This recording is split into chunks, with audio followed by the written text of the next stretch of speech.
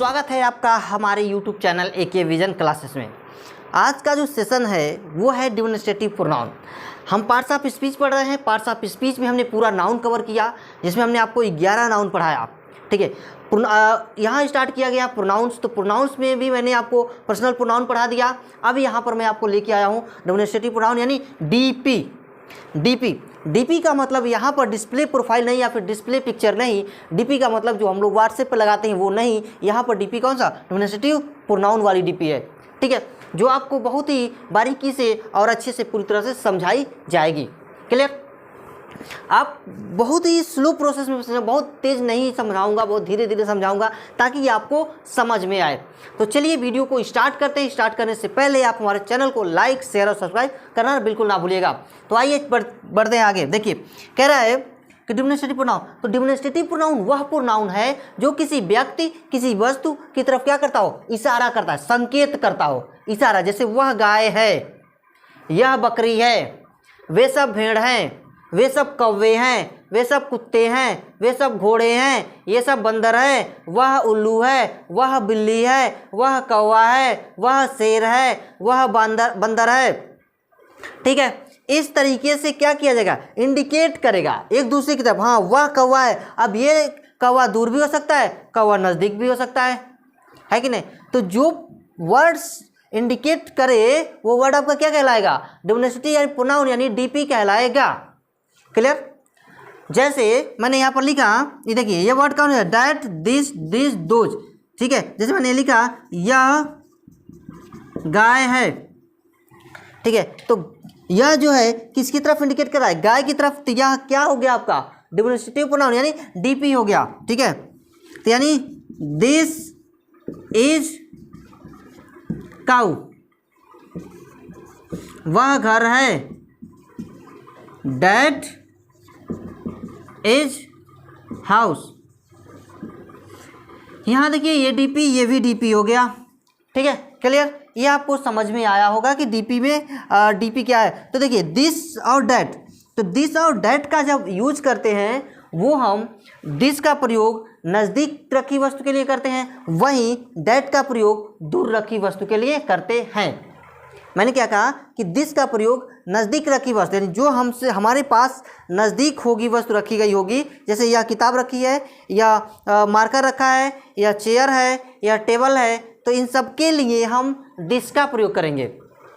अगर यही सब हमसे दूर रख दिए जाएं तो वहाँ हम किसका प्रयोग करेंगे, डैट का प्रयोग करेंगे।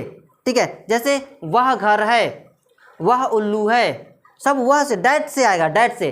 That is cat, that is mat, that is bat, that is rat, that is marker, that is pen, that is book, that is hat, that is lion, that is deer, that is sheep, that is. इस तरह से आप हजारों sentences क्या कर सकते हैं, this that पर बोल सकते हैं, और भी डेमोन्स्ट्रेटिव प्रोनाउन का यूज करके। क्लियर? ये आपको समझ में आ गया। This is chair, this is bed, this is table, this is mat, this is hat, this is rat, this is lion, this is deer, this is potato, this is onion. इस तरह से आप हजारों सेंटेंसेस क्या कर सकते हैं, बोल सकते हैं फटाफट से। बस आपको पता होना चाहिए किधर से इंडिकेट करना है, कौन किसके लिए यूज करना है, कौन फारवे है, कौन नियर है, कौन दूर के लिए प्रयोग किया जा रहा है, कौन नज़दीक के लिए प्रयोग किया जा रहा है। क्लियर? ये आपको समझ में आ गया होगा कि दिस और डैट का प्रयोग कहाँ करते हैं। अगर वही प्लूरल में हो, ये प्लूरल में कर दे, प्लूरल नहीं कि बहुवचन में कर दे।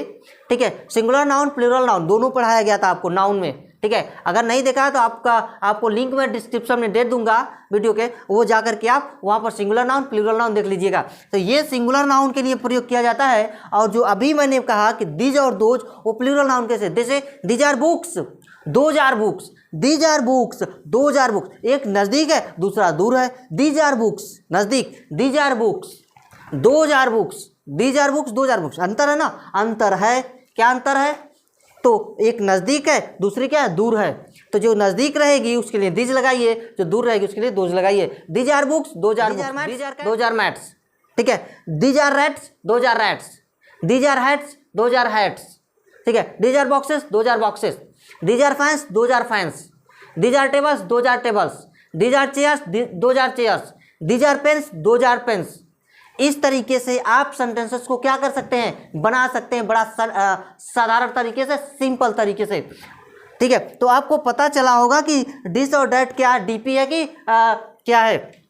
ठीक है, तो समझ में आ गया कि नहीं, ये डीपी आपको समझ में आया, दिस और दोज का प्रयोग आपको समझ में आ गया होगा। यानी अगर लिखा है कि वे सब किताबें हैं तो क्या हो जाएगा, 2000 बुक्स लगाएंगे। देखिए यहाँ पर यस कर देंगे क्योंकि ये किताबें क्या है, प्लूरल है, और प्लूरल का प्रयोग दोज का प्रयोग प्लूरल के लिए ही किया जाता है। दिस का प्रयोग जैसे ये सब कुर्सियां हैं, ये सब क्या है, कुर्सियां हैं, ये सब कुर्सियां हैं, तो यानी दीज आर चेयर्स, तो प्लूरल के लिए प्रयोग किया जाएगा। ओके, तो ये आपको समझ में आ गया होगा कि किस तरीके से हम सॉल्व किया जा रहा है यहाँ पर। इसमें आपको कोई भी प्रॉब्लम्स नहीं होनी चाहिए। दिस और दोज में, दिस और डैट में, इसको हम डीपी कहते हैं, इन्हीं को हम डीए भी कहते हैं, इन्हीं को हम डीए भी कहते हैं। ठीक है, और डीए का मतलब क्या, डेमोन्स्ट्रेटिव एडजेक्टिव भी कहते हैं। यही 4 वर्ड है, डेमोन्स्ट्रेटिव एडजेक्टिव कब कहते हैं ये समझते हैं, आइए समझते हैं। तो देखिए, जब दिस और डैट, दिज और दोज के बाद कोई नाउन्स आए तो उसे हम डीए कहेंगे।